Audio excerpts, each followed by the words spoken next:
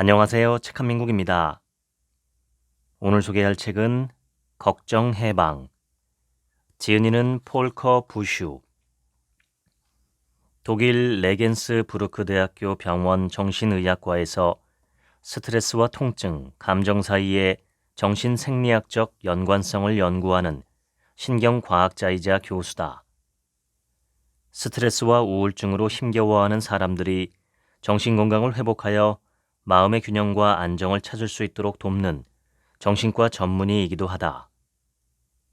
이 책, 걱정 해방에서 그는 우리 뇌가 위기 상황에서 작동하는 메커니즘을 설명함과 동시에 부정적인 감정 바이러스에 맞서고 자신감을 회복하기 위한 일상의 방법들을 제시하고 있다.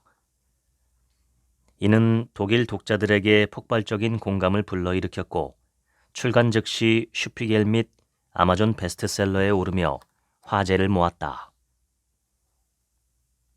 본문을 읽겠습니다. 신경쇠약은 문명화된 시대의 신경증 원형이라고 할 수 있다. 신경이 지나치게 곤두서고 피로해지는 수레바퀴가 다시 돌아가고 있다. 요즘 내게 상담을 받는 많은 내담자가 마음의 긴장, 신경과민, 불안함, 초조함 같은 증상을 호소한다. 이들은 세상의 소음을 견디기 어려워하고 뒤로 물러나고 싶어한다. 정치, 미디어, 소셜 네트워크에서 벌어지는 끊임없는 논쟁과 홍수처럼 쏟아지는 부정적인 뉴스도 이들을 화나게 한다. 그들은 쉽게 짜증을 내고 빨리 흥분하며 어떤 사람들은 자신이 더 예민해졌다는 느낌을 받기도 한다. 모든 것이 이들을 잔뜩 긴장시키고 신경을 곤두서게 만든다. 저녁이 되면 머리를 쉬게 두지 못하고 그날 일어난 일에 대해 고민하거나 다음 날 일어날 일에 대해 걱정하느라 머리를 쥐어뜯는 일이 많다. 금방 피곤함을 느끼고 자주 무기력하고 지쳐 있으며 에너지와 의욕이 부족하다. 미래에 대한 걱정이 많으며 동시에 회복력이 떨어진다고 말한다. 내담자들이 내게 말하는 이 증상들은 심리 생리학적 긴장 상태라고 요약할 수 있다. 이들의 증상은 피아노 줄에 비유할 수 있다. 줄이 끊어지지는 않았지만 과도하게 늘어난 상태다. 그래서 피아노를 치면 소리가 나긴 하지만 음이 비뚤어지고 잘못 들리는 것이다. 모든 연령대에 걸쳐 2,000명의 건강을 조사한 악사그룹의 2023년 정신건강 보고서에 따르면 응답자의 32%가 자신이 정신적으로 건강하지 않다고 느꼈다. 그들은 정신적 부담을 느끼는 이유로 인플레이션, 전쟁, 경제적 불확실성뿐만 아니라 소셜 네트워크 및 미디어의 영향으로 인한 과도한 기대치와 디지털 스트레스를 꼽았다. 인간의 정신은 다양한 요인으로 부담감을 느낄 수 있다. 책상에 앉아 너무 많은 업무를 동시에 처리하거나 사무실의 근무 분위기가 열악하거나 가정의 재정 상태가 좋지 못하거나 가족 중에 심각한 질병을 앓는 사람이 있거나 대인관계에 문제가 있거나 어떤 형태로든 사회적 상실을 경험하는 등 직장이나 개인의 일상에서 겪는 어려운 상황이 가장 일반적인 요인이다. 이런 요인들은 대부분 개인적인 측면과 관련되어 있다. 하지만 사회적 상황도 우리의 심리적 감정과 경험에 영향을 미친다. 현재 많은 사람이 겪고 있는 증상 또한 불안정한 정치, 경제 및 사회적 상황으로 생겨난 것이며 이는 부분적으로 미래에 대한 깊은 불안감과 공포를 유발한다. 2023년 10월 RV 인포센터가 독일의 14세 이상 남녀 약 2,400명을 대상으로 시행한 연례 인터뷰에서 응답자들은 인플레이션, 전쟁, 기후변화, 이주를 가장 큰 두려움으로 꼽았다. 심리적 스트레스의 위험은 대개 외부 영향과 내부 갈등의 조합으로 발생한다. 우리의 내면 체계가 더 강하고 안정적일수록 우리가 더 유연하게 대응하고 다양한 해결책을 가지고 있을수록 우리는 스트레스가 가득한 세상에서도 끄떡없을 것이다. 감기에 비유하면 비타민과 미네랄이 풍부한 식단을 섭취하고 옷을 따뜻하게 입는 등 저항력을 잘 키우면 겨울철 감기 바이러스의 영향을 덜 받을 수 있다. 우리의 정신도 마찬가지다. 외부 스트레스 요인은 우리 주변에 늘 존재하고 세상은 끊임없이 우리의 얼굴을 향해 기침한다. 그러나 우리가 우리의 정신을 잘 방어하고 스트레스 바이러스를 물리칠 저항력이 크다면 결코 감염되지 않을 것이다. 회복 탄력성 개념은 재료 물리학에서 유래한 것으로 외부 압력이 완화되면 물리적 물체가 원래의 모양으로 돌아가는 것을 의미한다. 고무공을 떠올리면 쉽게 이해될 것이다. 그런데 문제는 이 개념이 사람들에게 망가지지 않는다라는 잘못된 인식을 심어준다는 것이다. 인간은 아무리 굴러도 원래 상태로 돌아오는 고무공과는 다르며 물리학 법칙을 반드시 따르지는 않는다. 우리는 외력에 의해 부서질 수도 있고 형체가 영원히 바뀔 수도 있다. 인생의 모든 것이 우리에게서 튕겨나가는 것은 아니다. 그래서도 안 된다. 왜냐하면 우리는 환경과의 상호작용을 통해 내면을 형성하고 지속적으로 변화함으로써 성장하고 성숙하기 때문이다. 말하자면 회복 탄력성은 개발이나 개선보다는 주로 이전에 존재했던 것을 유지하는 데 더 중점을 둔다. 따라서 회복 탄력성이 있는 물체는 단기적으로 유연하지만 장기적으로는 정적이라고 할 수 있다. 바로 여기에 문제의 핵심이 있다. 즉, 탄력적으로 인생을 마주하는 사람들은 성공적인 삶에서 중요한 변화를 놓치게 된다. 어떤 어려움이 우리에게 영향을 주지 않고 튕겨나가는 것이 우리를 강하게 만드는 것이 아니라 어려움을 통해 우리 안에서 일어나는 변화가 우리를 강하게 만들기 때문이다. 일반적으로 우리는 수년에 걸쳐 강력한 정신 면역 체계를 발달시키며 그 능력은 단계적으로 향상된다. 가장 좋은 경우는 나이가 들수록 불운한 사건을 덜 힘들게 받아들이는 것이다. 듀크 대학교의 크리스틴 오글과 그녀의 연구팀이 노인 3,565명의 삶을 분석한 결과 이들은 살아오면서 평균 5번의 위기를 겪었는데 나이가 들수록 위기가 발생할 때 부담을 덜 느끼는 것으로 나타났다. 오늘날 우리의 정신 면역 체계는 다양한 유해 환경과 끊임없이 생겨나는 병원균에 맞서 싸우고 있다. 특히 나쁜 뉴스와 가짜 뉴스는 우리를 소리 없이 공격한다. 우리에게 부정적인 감정을 심어주고 우리의 생각을 감염시킨다. 그러면 우리는 불안하고 긴장된 반응을 보인다. 이런 병원균을 처음 접하거나 강도와 빈도면에서 새로운 것이기 때문에 강하게 영향을 받는 것이다. 이처럼 정신 면역 체계가 오늘날의 많은 사회적 변화에 알레르기 반응을 보이는 이유는 우리가 불확실성과 불안에 대처하는 방법을 제대로 배우지 못했기 때문이다. 생물학에서 대부분의 발달 과정은 자극과 적응이라는 물리적 기본 원리에 기반한다. 우리는 우리를 불안하게 하고 균형을 잃게 만드는 자극이 필요하며 이를 통해 비로소 적응 반응이 일어난다. 올바른 자극이 적절한 양으로 주어지면 장기적으로 우리는 더 강해지고 성장성숙한다. 정신 면역 체계를 훈련하고 강화하는 가장 좋은 방법은 때때로 약간의 도전을 하는 것이다.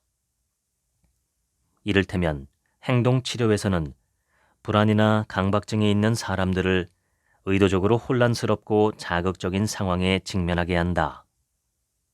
이를 가리켜 노출이라고 하는데, 이런 노출 요법을 통해 사람들은 긴장을 견디는 법을 배우며 장기적으로 더 강해지고 더 안정된다. 도나우 강변에 있는 우리 집 현관에서는 겨울철에 얼음처럼 차가운 강물에 잠시 몸을 담그는 용감한 사람들을 종종 볼 수 있다. 약간의 극기가 필요하겠지만 심혈관계가 건강한 사람은 차가운 물에 몸을 담그면 면역 체계가 단련되어 감염 발생률을 줄일 수 있다. 이런 외부 자극이 면역 강화의 의미에서 적응 반응을 유발하는 것을 의학에서는 호르메시스라고 한다. 다시 말해, 정신적으로 더 안정되고 싶다면 거품 목욕보다는 얼음물 목욕이 더 적합하다. 이것이 바로 이 책에서 추구하는 접근 방식이다. 불확실성은 어떤 상황의 결과가 확실하지 않거나 불분명한 상태 또는 상황을 말한다. 불확실성은 주로 객관적인 상황에 좌우된다. 날씨, 주가, 감자 수확량 등을 예로 들 수 있다. 반면 불안정은 우리 안에서 생겨나는 주관적인 감정이다. 이는 우리의 기질뿐만 아니라 경험, 신념, 기대, 일반적인 자신감 등에 따라 달라진다. 이 느낌은 외부 사건과는 완전히 별개의 것일 수 있다. 요약하면 불확실성은 있는 그대로의 상태를 설명하는 개념이며, 불안정은 불확실성이 우리에게 미치는 영향을 설명하는 개념이다. 유니버시티 칼리지 런던의 연구팀은 피험자들에게 불쾌한 전기 충격을 가하는 실험을 수행했다. 전기 충격을 받을 것이라고 미리 예고받은 피험자들은 비교적 침착하게 반응했다. 강한 전기 충격을 가하더라도 그들의 스트레스는 크게 올라가지 않았다.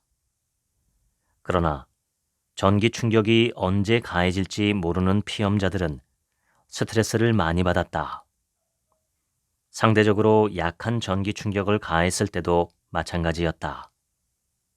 말하자면 스트레스를 유발하는 것은 전류의 세기가 아니라 어떤 일이 곧 닥칠 수도 있고 그렇지 않을 수도 있다는 불확실성이었다. 이런 이유에서 사람들은 반드시 일어날 나쁜 사건보다 어쩌면 일어날지도 모르는 나쁜 사건을 더 잘 견디지 못한다. 기차를 기다리는 승객은 기차가 60분 이상 지연된다는 사실을 분명히 알고 있을 때보다 아무 예고 없이 기차가 30분이나 45분 지연될 때 더 화가 난다. 사실 인간은 모호한 것을 그다지 좋아하지 않는다. 우리는 항상 확실한 것을 추구해 왔으며, 이런 성향은 모든 시대와 모든 문화권에서 종교가 승승장구하는 데 도움이 되었다. 그러나 우리가 극단적으로 확실성을 추구한다고 해도 삶이 더 안전해지거나 위험에 더 성숙하게 대처하게 되는 것은 아니다. 확실성은 존재하지 않는다. 다만 불확실성의 정도가 다양할 뿐이다. 러시아의 작가 안톤 체호프가 한 이 말은 오늘날에도 여전히 유효하다. 의사이자 과학자인 나 역시 23년간의 진료와 연구 끝에 우리가 생명의 생물학적 질문과 관련해 많은 부분을 예측할 수 없다는 불편한 결론에 도달했다. 우리는 어떤 병에 걸릴 것인가? 그 병은 어떻게 진행될 것인가? 우리는 언제 죽게 될까? 이 모든 질문에 대한 답은 불확실하다. 어떤 부적도, 어떤 앱도, 어떤 알카리성 분말도 이를 예측하거나 변화시킬 수 없다. 다만 우리는 신선하고 다양한 식단에 주의를 기울이고 충분한 운동을 하며 체내 독소를 줄이고 스트레스에 더 잘 대처하는 방법을 배울 수 있을 뿐이다. 확실성을 얻기 위한 모든 과도한 노력에는 시간이든 노력이든 돈이든 비용이 든다. 그리고 100%에 가까운 확실성을 원할수록 비용을 더 많이 지불해야 한다. 중국의 제로 코로나 정책은 약 3년 동안 모든 감염을 확실하게 피하려다 극도로 높은 비용이 발생한 사례다. 이후 중국의 경제는 오랫동안 정체기에 빠졌고 많은 전문가가 중국을 떠났다. 그리고 중국인들은 면역학적으로 바이러스에 적응하지 못했고 그로 인해 코로나 바이러스에 대한 내성이 생기지 못했다. 2022년 말에야 비로소 제로 코로나 정책을 폐기했지만 너무 늦게 포기한 탓에 중국의 상황은 극단적으로 악화되었다. 중국 전역에 코로나가 급속히 퍼지며 병원은 환자들로 초만원을 이뤘고 과부하에 걸린 의료진은 자포자기 상태가 되었다. 삶의 모든 위험을 0으로 줄이려는 노력은 언뜻 보기에는 마음을 진정시킬 수 있을 것 같지만 다시 살펴보면 이런 노력은 거의 항상 너무 높은 대가를 치르곤 한다. 다시 한번 생각해보면 우리는 최대한의 확실성을 얻기 위해 종종 어리석은 결정을 내린다는 사실을 깨닫는다. 안전을 향한 욕구는 확실성을 추구한다고 해서 완전히 충족될 수 없다. 오히려 안전 욕구가 더 커질 뿐이다. 나는 이런 상황을 블랙홀 효과라고 부른다. 블랙홀은 별들을 먹이처럼 집어삼키며 그 어떤 빛조차 블랙홀을 빠져나갈 수 없다. 그런데 이 별들은 블랙홀 내부의 중력을 증가시킨다. 그 결과 블랙홀은 계속해서 커지고 점점 더 배가 고프게 된다. 사람들이 확실성을 추구할수록 그에 대한 욕구는 점점 더 강해진다. 그러나 더 많은 정보를 얻는다고 해서 안정감이 증가하는 것이 아니라 결국 아무것도 확실하지 않다는 사실을 깨닫게 된다.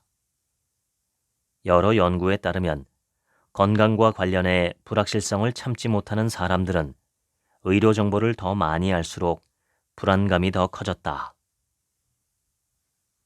내면의 안정감은 24시간 내내 삶을 통제받고 끊임없이 안심시키는 말을 들으며 모든 위험을 피한다고 해서 생겨나는 것이 아니다. 작은 위험은 우리의 삶을 다채롭게 만들고 정신을 강하게 해준다. 가장 좋은 건 끊임없이 확실성을 얻으려는 행위를 멈추면 자신감이 더 커진다는 것이다. 불안감을 느낄 때 우리의 뇌는 크고 명백한 두려움을 느낄 때와는 달리 신체를 문제 해결 모드로 전환해 다양한 힘을 동원한다. 주의력이 높아지고 감각이 예민해지며 혈압이 상승하고 근육이 긴장되고 신진대사가 빨라지는 것이다. 뇌는 불확실한 상황에 놓일 때 학습 및 발견 모드로 전환된다. 불확실성은 뇌간에서 망상활성계를 작동시킨다. 망상활성계가 작동하면 주의력과 집중력이 올라가 주변 환경을 더 정확하게 인식하고 더 명확하게 행동하게 된다. 의심스럽거나 불분명한 것 또는 문제가 있는 것을 인지할 때 뇌는 풍부한 상상력을 발휘한다. 즉, 불확실성은 창의적이고 해결 지향적인 사고를 촉진하는 매우 생산적인 요인이다. 우리는 모든 것이 확실하다고 가정할 수 없기 때문에 살면서 우리의 에너지와 사랑, 돈을 무언가에 투자한다. 예를 들어 부부관계의 흐름도 기본적으로 불확실하다. 바로 이런 이유에서 우리는 좋은 관계를 유지하기 위해 많은 노력을 기울인다. 만약 여러분의 결혼 생활이 정확히 5년 후에 파탄날 것임을 확실하게 알고 있다고 상상해보자. 그러면 여러분은 얼마나 많은 노력을 기울일까? 건강도 불확실하다. 그래서 우리는 운동과 영양, 수면에 신경을 쓴다. 그러나 만일 정확히 11주 후에 죽는다는 사실을 안다면 아마도 우리는 다이어트를 더는 하지 않을 것이다. 지금 우리 주변에 많은 것이 의미가 있는 이유는 언제 어떻게 될지 모르기 때문이다. 미래가 어떻게 될지 모를 때만 우리는 동기를 가지고 행동하고 무언가의 노력을 기울이며 자신감을 키운다. 철학자 나탈리 크납은 불확실성이 없다면 세상 어디에도 희망 같은 것은 존재하지 않을 것이다 라고 말한 바 있다. 불확실성은 사람들이 흔히 생각하는 것보다 훨씬 좋은 것이다. 그러니 어떻게든 불확실성을 피하겠다며 터무니없는 노력을 기울이지 말고 끊임없이 불확실성과 접촉해야 한다. 내성을 키워라. 여러분이 꽃가루나 풀에 알레르기 반응을 보인다면 알레르기 전문의는 여러분에게 둔감화 치료를 제안할 것이다. 즉, 일정한 간격으로 알레르기 유발 물질을 서서히 양을 늘려가면서 노출시키는 것이다. 그 결과 점진적으로 알레르기 유발 물질에 익숙해지고 시간이 지나면서 알레르기 증상이 완화된다. 최근에는 이런 노출요법이 걱정스러운 생각을 자주 하는 환자의 행동 치료에서 필수적인 코스가 되었다. 우울증 또한 내성 훈련을 통해 증상이 완화되었고 환자들의 자신감도 증가했다. 불안, 공황, 강박, 우울증 환자, 최근엔 자폐아동 등의 임상 집단에서도 불확실성을 참는 훈련을 반복적으로 함으로써 큰 효과를 거두었다. 미리 한 가지 경고를 하자면 의식적으로 불확실한 상황을 찾아내려고 하다 보면 단기적으로는 다소 불안해지거나 화가 날 수 있다. 그러나 이런 자극은 꼭 필요하다. 왜냐하면 불확실성에 대한 내성을 키우는 건 불확실성을 피하는 것이 아니라 지속적이고 반복적으로 접촉하는 것이기 때문이다. 헨리 포드의 말을 빌리면 자신이 이미 할 수 있는 것 또는 이미 알고 있는 것만 하는 사람은 언제나 그 자리에 머물러 있을 것이다. 그래서 나는 여러분이 일상에서 약간의 불확실성을 감내해야 하는 미지의 낯선 상황을 의식적으로 찾아보라고 제안하고 싶다. 불확실성을 마주한다는 건 안전지대를 벗어나는 것을 의미한다. 그렇게 해야만 많은 것이 우리의 생각보다 덜 나쁘다는 중요한 경험을 할 수 있고 위험하게 보이는 도전을 어떻게든 극복할 수 있는 능력이 우리에게 있음을 알게 된다. 오늘날 우리는 여가 시간의 대부분을 주로 수동적으로 소비하며 보낸다. 독일 미래연구재단의 2022년 국민 여가활동 조사에 따르면 지난 30년 동안 사람들의 여가활동이 미디어 소비 쪽으로 방향을 크게 전환했다. 1992년에는 친구를 만나거나 가족과 함께하는 활동이 가장 인기 있는 여가활동의 상위 5위 안에 들었지만 오늘날에는 인터넷, 텔레비전, 노트북, 음악 감상, 이메일, 스마트폰 사용이 순서대로 상위 6자리를 차지하고 있다. 이제 더는 삶에서 모험할 여지가 많지 않다.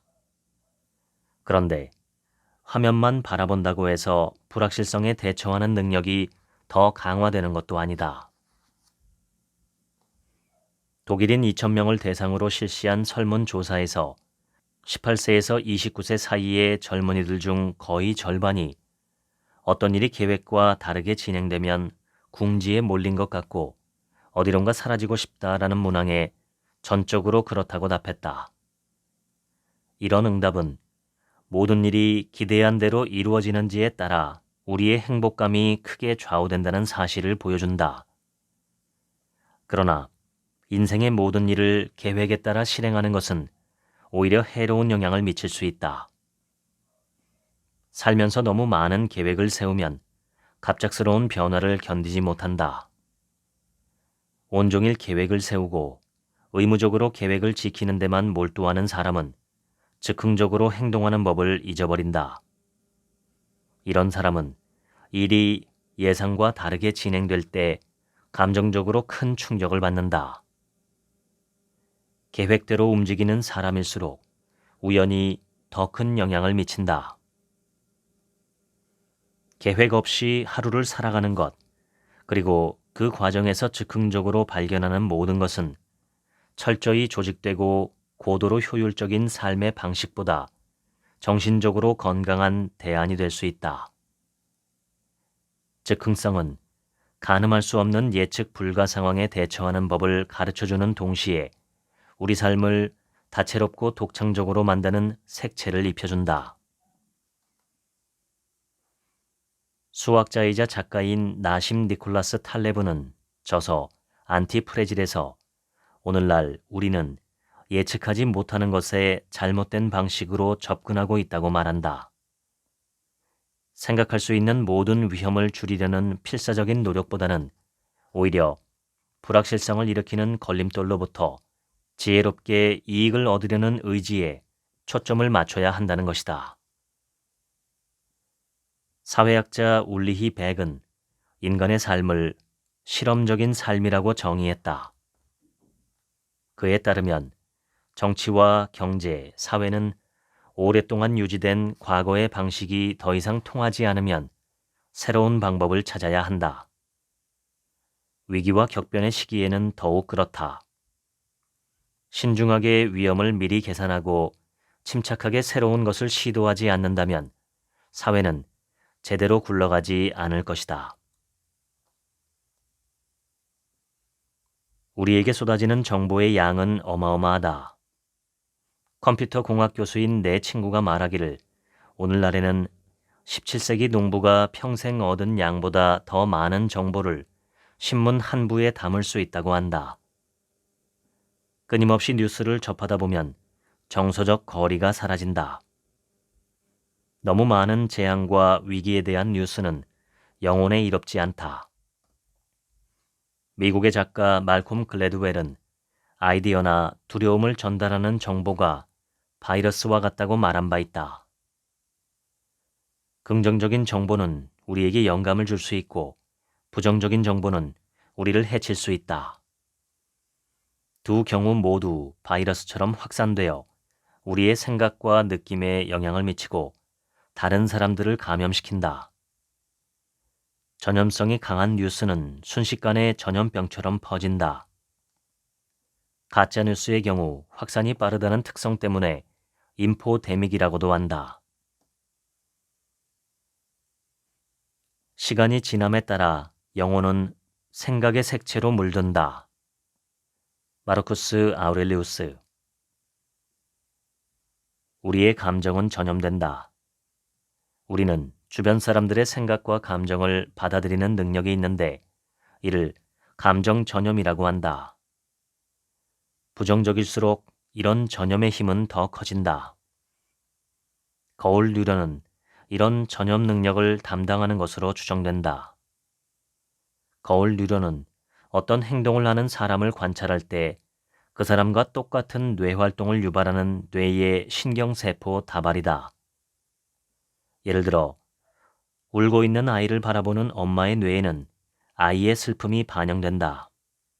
그 결과 엄마는 아이의 감정을 공유하고 감정적으로 아이와 가까워진다. 우리가 신문이나 TV 보도를 통해 비운의 사고를 당한 사람이 느끼는 고통을 함께 느끼는 것도 마찬가지다. 우리는 마치 소리굽새가 공명하듯 그들의 비운을 공감한다. 그런데 바로 여기에 문제가 있다. 즉, 24시간 내내 지극히 감정적인 뉴스와 콘텐츠가 제공되는 세상에서 우리는 끊임없이 감정의 진동에 시달리며 감염 위험에 항상 노출된다. 지난 수십 년 동안 보도의 양상은 점점 더 부정적으로 변해왔다. 2007년 초 영국의 사회학 교수인 프랭크 프레디는 언론에서 트라우마, 위기, 공포 등 두려움을 유발하는 용어가 증가하고 있다고 지적했다. 암스테르담의 학자 두 사람은 1990년대 이후의 선거 캠페인을 기반으로 독일의 한 유명 일간지 언어를 분석했는데 그 결과 부정적인 언론 논평이 뚜렷하게 증가했음을 발견했다. 시간이 지나면서 보도 내용은 사실을 다루기보다는 점점 더 감정적인 방향으로 기울었다. 객관적 사실에 기반해야 할 과학 문헌조차 이런 경향을 피하지 못하고 있다. 이런 현상이 발생하는 이유는 냉정한 사실에 입각한 논증보다 감정이 우리의 주의를 더 강하게 사로잡기 때문이다. 감정은 우리가 무언가를 클릭하고 읽고 구독하도록 유도한다. 최근 10만 개 이상의 다양한 기사 제목에 대해 약 570만 번의 클릭을 분석한 한 온라인 연구에 따르면 제목에 부정적인 단어가 하나씩 포함될 때마다 클릭률이 약 2.3% 증가한 것으로 나타났다. 감정은 사람들을 끌어들이는 자석과도 같다. 그러나 안타깝게도 우리가 읽고 듣는 많은 것은 대부분 사실이 아니다. 거짓말을 더 자주 듣거나 읽을수록 거짓말은 점점 더 진실로 인식된다. 이를 환상의 진실 효과라고 한다. 우리가 여러 번 접한 정보가 설득력이 더 강하게 느껴진다는 것이다. 이 효과는 다양한 내용에 적용되며 어린이와 성인 모두에게서 나타난다. 나중에 그 메시지가 객관적으로 거짓인 것으로 판명되더라도 어느 정도의 시간이 지나면 이미 읽고 들은 메시지에 대한 대중의 믿음은 거의 흔들리지 않는다. 부정성 편향은 부정적인 사건이나 생각, 감정이 중립적이거나 긍정적인 것들보다 우리의 심리적 감각에 더 큰 영향을 미치는 것을 말한다. 이러한 인지적 편향은 수년 전부터 알려졌고 우리 삶 곳곳에서 나타난다는 것이 입증되었다. 이를테면 우리는 제품을 구매하거나 호텔 후기를 읽을 때 부정적인 고객 후기에 과도하게 치중하고 긍정적인 후기는 일부러 무시하는 경향이 있다. 이런 현상은 모든 문화권에서 똑같이 나타난다. 인간의 인지는 부정적인 것에 더 많은 주의를 기울이기 때문에 우리는 나쁜 것에 더 쉽게 사로잡힌다. 뮌헨 공과대학교의 학자 안젤름 도리 수행한 연구에 따르면 피험자가 숨을 깊게 들이쉬고 내쉬면 부정적인 이미지에 감염될 가능성이 줄어드는 것으로 나타났다. 편도체의 뇌 활동은 감소하는 반면 건설적 사고에 관여하는 전두엽의 뇌 활동은 증가한 것이다. 깊은 호흡이 피험자들을 덜 예민하게 만들었다기보다 자신의 감정을 다루는 능력을 더 강화한 것이다. 여러분의 편도체가 견딜 수 없는 혼란에 빠졌다면 간단하게 면역력을 강화해보자. 약 4초 동안 숨을 들이마시고 6초 동안 내쉬어보라. 이때 모든 호흡을 코로 하는 것이 중요하다. 호흡할 때 오른쪽과 왼쪽 콧구멍을 번갈아 가며 손가락으로 막으면 효과를 높일 수 있다. 10에서 12분 정도 심호흡이면 충분하다. 우리는 부정적인 것에 자동으로 우리의 시선을 돌린다는 사실을 전혀 인지하지 못한다. 확실한 사실은 부정적인 뉴스가 너무 많으면 스트레스를 받는다는 것이다.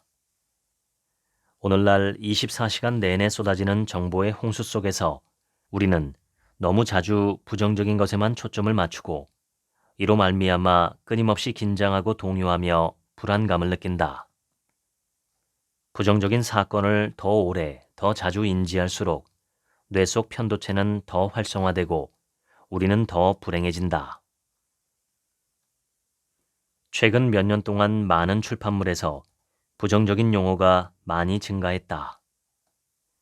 2000년부터 2019년까지 2300만 개 신문 기사 제목을 대상으로 시행한 뉴질랜드의 한 연구에 따르면 공포는 150%, 슬픔은 54%, 혐오감은 29%, 분노는 심지어 104%까지 증가했다.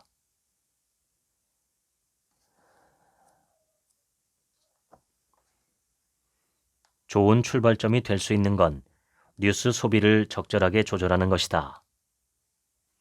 2020년 코로나 팬데믹 기간에 스페인에서 진행된 한 연구에서는 피험자들이 나쁜 뉴스를 거의 피하고 대신 집 밖으로 나가 신선한 공기를 쐬는 것만으로도 불안하고 우울한 감정이 줄어든 것으로 나타났다.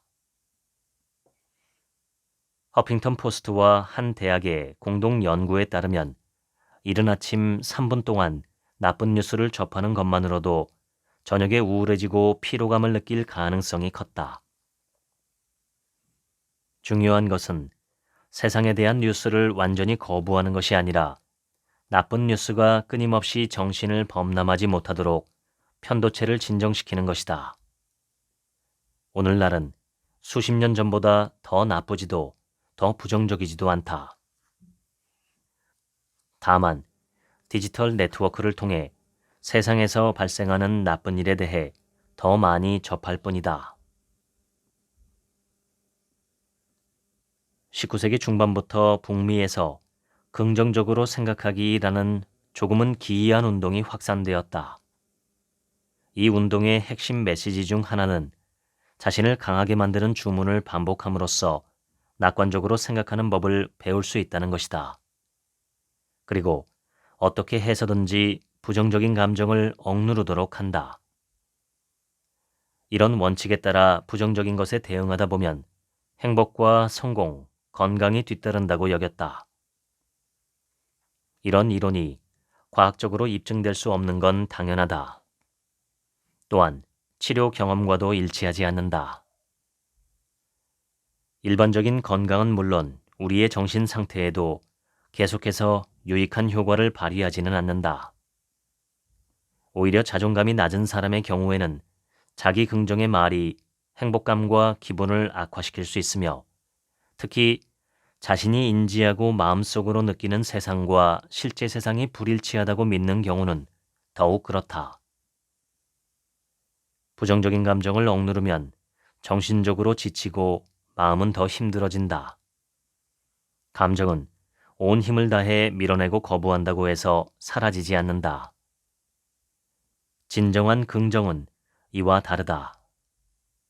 진정한 긍정이란 나쁜 상황을 받아들이면서도 항상 좋은 것을 포용할 수 있는 기본 태도를 말한다. 간단히 말하면 나쁜 것은 제자리에 머물지만 좋은 것은 앞을 향해 나아갈 수 있다. 뇌는 끊임없이 생각을 만들어낸다. 우리는 1분에 약 6에서 7개의 생각을 하는 것으로 추정된다. 이는 평균 수면 시간 7시간을 빼면 하루 평균 깨어있는 시간 동안 약 6천에서 7천 개의 생각을 한다는 것이다. 이런 현상은 우리의 정신이 과잉 생산적임을 보여주는 것이다. 말하자면 우리는 온종일 끊임없이 계획하고 전후 상황을 알아보고 감지하고 성찰하고 비교하고 평가하고 확인하고 결정하고 의심하고 두려워한다. 우리가 무언가를 생각하거나 느끼지 않는 자유로운 시간은 거의 없다. 그 결과 생각을 끄기가 점점 더 어려워진다. 그렇다면 생각을 끄는 스위치는 어디에 있을까? 우리 인간은 상상의 세계를 만들어내고 모든 감각을 동원해 그 세계 속으로 빠져들 수 있는 비범한 능력이 있다. 우리가 아는 한 지구상의 그 누구도 인간을 따라가지 못한다. 우리는 종종 상상 속의 세계가 너무 생생하게 느껴져서 현실과 혼동하기도 하는데, 이렇게 상상 속의 현실과 우리가 하나로 합쳐지는 것을 퓨전이라고 한다. 퓨전이 되면 우리가 생각하거나 상상한 것 또는 기대했던 것이 강력한 내면의 진실이 되어 그로부터 거리를 두는 것이 불가능해진다. 이는 실제 생활에서 특이한 행동으로 이어질 수 있다. 퓨전은 머릿속 상상과 실제 상황 사이의 경계를 모호하게 만드는 것이다. 생각은 사실상 전혀 존재하지 않는 현실을 믿게 만든다. 물론 처음에는 생각의 시작점이 실제 현실이었을 수도 있지만, 허구적인 생각이 하나씩 덧붙여지면서 생각이 꼬리에 꼬리를 물고 이어진다. 그리고 결국 현실 세계와 관련 없는 환상의 세계로 빠져든다. 퓨전의 문제는 우리가 대안적 현실을 보는 시각을 잃어버리게 만든다는 것이다. 모든 것이 미리 정해진 것처럼 보이기 때문에 우리는 자유롭게 행동할 수 없으며 상상의 세계가 지시하는 대로 행동한다. 배우자가 바람을 피울 수 있다고 상상하는 사람은 마치 배우자가 실제로 바람을 피운 것처럼 그를 대한다. 면접을 잘 못 볼 것이라고 예상하는 사람은 자신을 과소평가해서 면접 중에 소극적으로 행동한다. 노년기에 자신이 외로우리라 생각하는 사람은 아마도 지금 우울한 기분에 빠져 있을 것이다. 이처럼 부정적인 생각에 빠져 그에 따라 행동하면 새로운 현실이 생겨날 수 있다. 이를 자기 충족적 예언이라고도 한다. 소는 반추동물로 여러 번에 걸쳐 풀을 소화한다. 줄기를 잘게 씹어 삼킨 다음 이미 삼킨 풀을 개원하여 다시 씹는 것이다. 생물학자들은 이런 습성을 반추라고 부른다. 심리학에서도 사람들의 지나친 생각을 설명하기 위해 이 용어를 사용한다. 말하자면 부정적인 생각을 오랫동안 질겅질겅 씹다가 잠깐 삼킨다. 그리고 잠시 후 삼켰던 생각을 다시 개원하여 마음의 되새김질을 계속 이어간다. 마음의 되새김질이 스트레스인 가장 큰 이유는 대부분의 경우 생각이 행동을 위한 준비 과정이기 때문이다. 우리는 어떤 행동을 하거나 하지 않기 위해 생각한다. 그런데 생각이 너무 많으면 과정이 진행되지 않는다. 즉, 그 생각이 결실을 맺지 못한다. 그러면 우리는 실제로 행동하지 못하게 된다. 미국의 심리학자 필 매크로는 과도한 생각은 그네와 같다. 움직이기는 하지만 그 자리에서 벗어나지는 못한다라고 아주 적절하게 표현했다. 생각 중독은 다음과 같은 결과를 가져온다. 생각이 점점 부정적으로 바뀐다. 과거에 좋지 않은 일을 더 강렬하게 기억하고 현재의 세상을 더 부정적으로 인식하며 미래를 더 비관적으로 바라본다. 인지 능력이 저하된다. 사고가 점점 더 부정확해지고 편집증 성향이 점점 심해진다. 때때로 세상이나 주변 사람들에 대해 완전히 터무니없는 가정을 하기도 하며 모든 것이 자신에게 불리하게 돌아간다고 느끼고 친구와 적을 잘 구별하지 못한다. 생각과 감정은 자율신경계와 밀접한 관계에 있기 때문에 두통, 수면장애, 식욕 저하, 소화불량과 같은 신체적 괴로움이 자주 발생한다. 해결할 수 없다면 생각을 멈춰라. 가장 확실한 방법은 다른 일에 몰두해 해당 문제에서 철저하게 주의를 돌리는 것이다. 숨이 넘어갈 듯 우는 아기를 안고 있을 때 재미있는 새 장난감으로 주의를 돌리면 신기하게도 아기가 진정한다. 아기는 갑자기 눈을 크게 뜨고 넋을 잃고 장난감을 바라보며 울음을 멈춘다. 나이가 들어서도 주의 전환은 흥분된 감정을 진정시키고 부정적인 생각을 멈추는데 매우 효과적인 전략이다. 주의 전환은 우리의 시선을 확장해 시야를 넓혀준다. 자연 속에서 많이 움직이면 잡념이 사라지는 치유 효과가 있다. 최근 베를린의 한 연구에 따르면 피험자가 공원에서 1시간 동안 산책한 후 편도체 활동도 감소한 것으로 나타났다. 자연만큼 우리의 생각을 강력하게 진정시키는 것은 없다. 심지어 동물이 내는 소리도 우리의 정신을 안정시키는 것처럼 보인다. 생각과 자신을 분리하라. 개라는 개념은 짖지 않는다. 바리흐 스피노자. 우리의 생각과 우리 자신이 합쳐지면 현실을 분간하지 못하게 된다. 하지만 생각은 현실이 아니다. 우리가 세상에 대해 가지는 생각과 세상 자체는 다른 것이다. 생각은 우리 마음이 현실에 대해 우리에게 들려주는 이야기다. 사실일 수도 있지만 사실이 아닌 경우도 아주 많다. 따라서 괴로운 생각에 빠져 하나가 되지 않고 효과적으로 내적 거리를 둘 수 있다. 이를 디퓨전이라고 하는데 이는 생각과 자기 자신을 명확하게 분리하는 것이다. 생각은 거기에 있고 나는 여기에 있다. 다시 말해 디퓨전은 생각은 단지 정신적 산물일 뿐 그 이상도 그 이하도 아님을 인식하는 것이다. 생각과 현실이 분리되면 강력한 거리가 생겨난다. 그저 생각일 뿐이라는 사실을 깨달으면 강제적이고 파괴적인 생각의 특성이 사라진다. 얼마 전 나는 사이언스에 실린 놀라운 논문을 우연히 읽게 되었다. 논문 제목은 고질라가 커지고 있다였다. 학자들은 연구를 통해 이 유명한 케라토사우루스가 36편의 영화를 찍는 동안 크기가 커졌다는 사실을 발견했다. 1954년 영화에서 파괴적인 힘을 가진 이 뿔 도마뱀이 처음으로 일본의 대도시를 짓밟았을 때만 해도 그 크기는 약 50m에 불과했다. 그런데 2019년 영화에서는 거의 120m에 육박했다.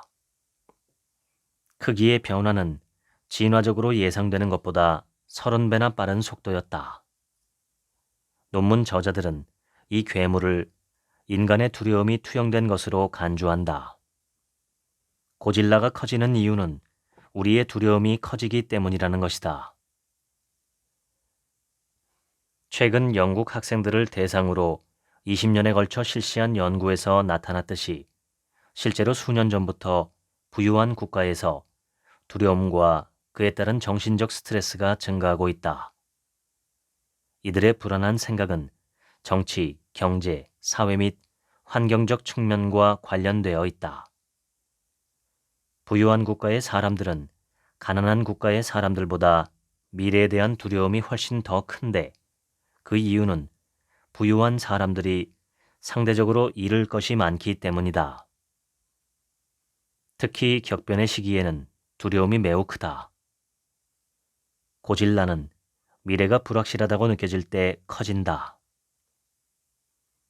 이탈리아의 작가이자 철학자인 안토니오 그람시는 낡은 세계는 죽어가고 있는데 새로운 세계는 아직 태어나고 있지 않다. 지금은 괴물의 시대다. 라고 말한 바 있다. 여러분은 매일 얼마나 자주 미래에 대해 생각하는가? 연구에 따르면 우리는 3분마다 한 번씩 미래를 생각한다.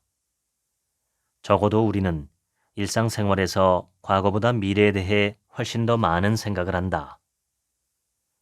그러나 우리가 하는 대부분의 전망적인 사고는 먼 미래보다는 매우 가까운 미래에 대한 것이다. 자신의 미래를 부정적으로 인식하는 것은 매우 큰 스트레스다. 하이델베르크 대학교에서 175명의 피험자를 대상으로 한 연구에 따르면 부정적인 미래를 예측하는 것만으로도 실제로 그런 상황을 겪을 때와 동일한 스트레스 증상을 유발하는 것으로 나타났다. 위협적인 시나리오는 미래에 대한 우리의 생각을 끊임없이 감염시킨다. 그러면 마음속에 두려움이 생겨나고 자신감이 사라진다. 미국의 심리학자 필립 짐바르도는 외상 전 스트레스 증후군이라는 용어를 만들었다. 군인을 대상으로 한 덴마크의 연구에 따르면 군인들이 작전을 앞두고 전투지에서의 소식을 끊임없이 들을 때 앞으로 겪을 몇 주 동안의 시간을 불안해하며 외상 전 스트레스 증후군을 보이는 것으로 나타났다. 오늘날 우리는 미래에 대해 끊임없이 나쁜 이야기를 접하면서 외상 전 스트레스에 시달리고 있다. 철학자 세네카는 가장 비참한 것은 앞날에 대한 불안감 때문에 이미 불행해진 마음이다라고 말한 바 있다. 미디어가 끊임없이 경고를 울리고 우리를 공황 상태에 빠뜨리는 위협적인 상황이 끊이지 않는 사회에서 감정 중추와 뇌관은 쉴 새 없이 자극을 받는다. 그러면 우리는 주변 환경에 본능적으로 반응하게 된다. 이런 행위 중 상당수는 해당 상황에 적합하지 않은 원초적인 성급한 판단과 행동으로 이어진다. 본능은 우리가 즉시 행동하도록 부추긴다. 신중하게 생각하지 못하고 다양한 대안이나 관점을 고려하지 못한다.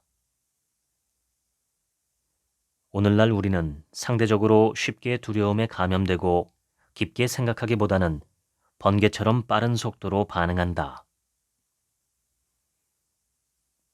불행하게도 우리는 절망적이고 비관적인 이야기에 귀 기울이는 것을 좋아하며 특히 그 이야기들이 매우 심각할 때 더욱 관심을 보인다. 예를 들어 노스트라다무스의 예언은 오늘날에도 여전히 세계에서 가장 널리 읽히는 책 중 하나다. 16세기 전반 프랑스의 의사이자 약사였던 노스트라다무스는 3800년까지의 사건과 재앙을 잇따라 예언했다. 지금까지 거의 모든 예언이 틀린 것으로 판명되었지만 이 사실은 그의 인기를 꺾는데 아무런 도움이 되지 않았다. 심지어 몇몇 팬들은 몇 가지 모호한 예언들이 어떻게든 들어맞을 때까지 계속해서 상황에 끼워 맞춘다. 정말로 터무니없는 일이다. 하지만 몇 년 전 한 연구진이 입증한 바에 따르면 예언이 틀렸다고 해도 비관적인 진단을 내리거나 자칭 예언가라고 말하는 사람들의 커리어에 치명적인 영향을 미치지 않았다. 예언가들이 자신의 과거 예언을 능가하는 더 끔찍하고 더 부정적인 예언을 계속해서 내놓으면 그 새로운 예언은 또다시 관심을 끌었다. 누구나 알다시피 인간의 뇌는 예측을 잘 하지 못한다. 특히 미래에 대해서는 더욱 그렇다. 미국의 심리학자 필립 테틀록은 1980년대 중반 전문 지식이 풍부한 284명의 예측을 수집하고 분석해서 다양한 전문가들의 정치 및 경제 예측을 조사했다. 20년 동안 총 8만 2천 개 이상의 발언을 분석한 결과 놀라운 사실을 확인했다. 즉, 전문가들의 진술이 자주 틀렸다는 것이다. 그들의 진술은 대체로 일반인의 진술보다 정확하지 않았다. 통계학자이자 선거 분석가인 네이트 실버는 2013년 저서 신호와 소음에서 경제연구소들이 60번의 글로벌 경기 침체 중 단 2번만 정확하게 예측했다고 설명했다. 또 다른 연구에서는 22개 은행의 전문가들에게 향후 10년간의 달러 유로 환율을 평가하도록 요청했는데 그 결과 대부분의 예측이 크게 벗어난 것으로 나타났다. 최근 워털루 대학교에서 삶의 만족도나 정치 동향, 소셜미디어 정서와 같은 다양한 측면과 관련해 1년 동안 사회과학자들의 예측을 분석했는데 그들의 예측은 일반 대중의 평가보다 더 나을 게 없었다. 세계화되고 복잡한 세계에서는 전문가들조차 미래를 예측하기가 매우 어렵다. 따라서 우리는 수많은 예측을 비판적으로 살펴봐야 하며 그것에 휘둘리지 말아야 한다. 미래사회 연구가 마티아스 호르크스가 말한 것처럼 매일 점점 더 나빠지는 상황 속에서 동기부여와 자신감은 어느 순간에 사라진다. 어차피 전부 다 망해가는데 굳이 내가 노력할 필요가 있을까? 라는 생각을 하게 되는 것이다. 앞으로 나쁜 일이 계속 벌어질 것이라는 내용을 끊임없이 접하면 자신감을 잃을 수 있다. 최악의 경우 체념과 수동적 태도, 의욕 저하로 이어진다. 우리는 불확실함을 살짝 느낄 때 수행 능력이 향상되고 일을 착수하려는 의지가 높아진다. 약간의 불확실함을 느끼면 우리는 안전지대를 벗어나 활동적으로 변한다. 끊임없이 비관적인 태도는 우리를 우울하고 무기력하게 만든다. 또한 지나친 낙관주의는 무기력함을 조장할 수 있다. 문제를 해결할 때는 이런 두 가지 극단적인 태도 모두 나쁜 조건이 될 수 있다. 그보다는 긍정적이든 부정적이든 상황이 다양하게 진전될 가능성이 있다는 생각으로 정신적 유연성을 유지하는 것이 좋다. 좋은 일을 희망하면서 나쁜 일이 일어날 가능성도 함께 예상하는 것이다. 실제로 동기부여의 관점에서 볼 때 뇌는 가능한 것에 가장 강하게 반응한다. 부모가 어린 자녀와 함께 마트에서 쇼핑할 때 아이들이 계산대에서 사탕이나 껌을 사달라고 큰 소리로 떼를 쓸 때가 있다. 이는 부모가 평소 떼쓰는 아이들에게 사탕을 사준 적도 있고 사주지 않은 적도 있는 경우다. 부모가 사탕을 사줄 수도 있다는 가능성은 아이들을 자극해 엄청난 에너지를 방출하게 한다. 그와 달리 항상 사탕을 사주면 아이들은 노력도 덜하게 된다. 사탕을 절대로 사주지 않으면 아이들은 비관적으로 낙담하고 동기도 잃는다. 때를 써도 소용없다는 것을 경험으로 알기 때문이다. 그러나 사탕을 얻는 것이 이론적으로 가능한 경우는 아이들의 뇌에서 동기부여 시스템이 강하게 작동하기 시작한다. 뇌는 행동 시스템에 다음과 같은 메시지를 전달한다. 조금만 더 때를 써봐. 그러면 사탕을 얻을 수 있을 거야. 가능성에 대한 이런 태도를 가능주의라고 한다.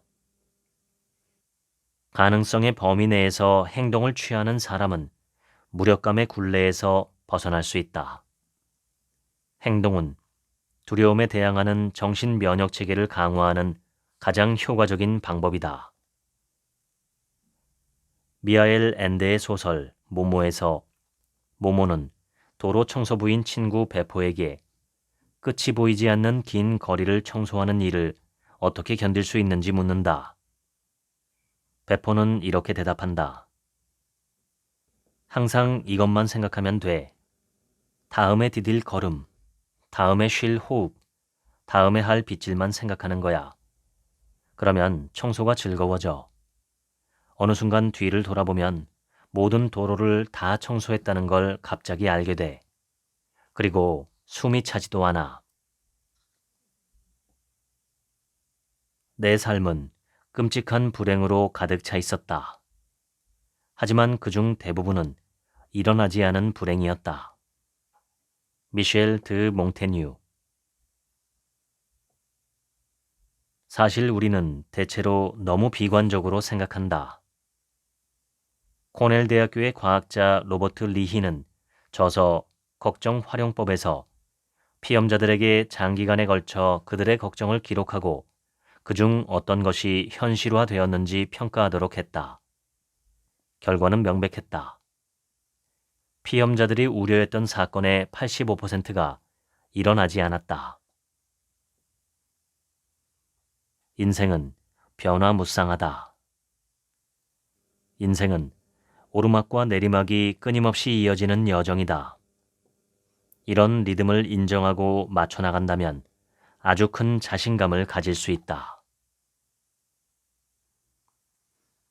지금까지 걱정 해방 읽어드렸습니다. 지금부턴 제 얘기입니다. 이 책을 읽으며 떠오른 단어 하나는 중용이었습니다. 중용을 쉬운 말로 하면 치우치지 않고 적절하게 균형을 잡는다는 뜻입니다. 그런데 적절한 균형은 가운데를 뜻하지 않습니다. 예를 들어 2m짜리 장대가 있고 양쪽 끝에 각각 5kg와 1kg짜리 추가 달려 있다면 균형을 잡기 위해서는 반드시 중앙에서 벗어나야 합니다. 그러니까 중용이란 때론 가운데일 수도 있지만 가운데가 반드시 중용은 아니라는 뜻이죠.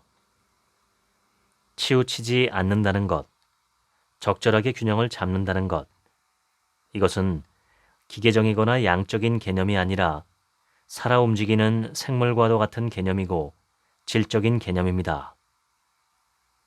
인간에게는 부정성 편향이 있습니다. 긍정적인 것보다 부정적인 것에 훨씬 더 마음이 쉽고 강하게 오래 끌리는 특성이죠. 이러한 특성을 이용해서 언론이나 SNS에서는 부정적인 소식을 훨씬 더 많이 전합니다. 사람은 좋은 소식이나 긍정적인 소식보다 부정적이고 끔찍한 뉴스에 훨씬 더 관심을 두기 때문입니다. 체감적으로 비율을 정하자면 9대1 정도로 부정적인 뉴스가 많은 게 아닌가 싶습니다. 뉴스를 전파하는 언론이나 SNS 플랫폼 등은 광고가 이익을 창출하는 핵심 요소입니다. 그래서 관심 경제라는 말이 나올 정도로 사람들의 관심을 끌어당기기 위해 수단 방법을 가리지 않는 것이 지금 세상입니다. 그리고 그렇게 하기 위해서는 자극적이고 부정적이고 끔찍한 뉴스일수록 효과가 좋지요. 저자가 제기하는 문제점은 그렇게 부정적인 소식을 자꾸 접할수록 불안과 두려움의 정도가 커진다는 것입니다. 중용을 파괴할 정도로 한쪽으로 치우치게 되는 것이지요. 저자는 뉴스나 SNS를 지나치게 많이 보지 말라고 충고합니다. 저도 아침마다 인터넷으로 뉴스를 봅니다. 제가 보는 신문사는 메인으로 한국경제, 매일경제, 서울경제 이렇게 경제신문 3가지와 한겨레신문, 경향신문, 중앙일보, 동아일보 이렇게 총 7개가 메인입니다. 그 외에도 여러 개의 신문을 보기 때문에 대략 15개 정도의 신문을 봅니다. 그런데 30년 전과 비교해서 요즘 신문을 보면 특징적으로 2가지가 다릅니다. 개인적인 소견이기 때문에 객관적인 진실은 아닐 수도 있지만 제가 느낄 때 요즘 신문들의 가장 큰 특징은 정치 과잉입니다. 신문에 따라 조금씩 다르지만 대부분의 신문이 70에서 90%가 정치 뉴스입니다. 물론 이것은 인터넷판 뉴스가 그런 면이 있고 똑같은 신문이라도 종이신문은 좀 더 다양한 분야의 뉴스를 다루고 있습니다. 그래서 같은 신문이라도 인터넷으로 보는 것보다 종이로 보는 것이 훨씬 더 흥미진진합니다. 하지만 예전의 신문들은 좀 더 다양한 토픽과 주제의 뉴스를 다뤘던 기억이 있습니다. 요즘은 너무 정치 뉴스만 가득하기 때문에 점점 더 뉴스가 식상해지는 기분입니다. 2번째는 예전보다 훨씬 더 자극적이라는 것입니다. 같은 뉴스를 전해도 좀 더 놀랍고 끔찍한 뉴스인 것처럼 포장할 수 있는 헤드라인을 뽑아서 사용합니다. 실제로 내용을 보면 별 내용이 아닌데도 자극적인 제목을 뽑는 것이죠. 어떤 신문사가 유독 그런 행태를 보이는지 매일 아침 뉴스를 보다 보면 분명하게 볼 수 있습니다만 신문사 이름은 말씀드리지 않겠습니다.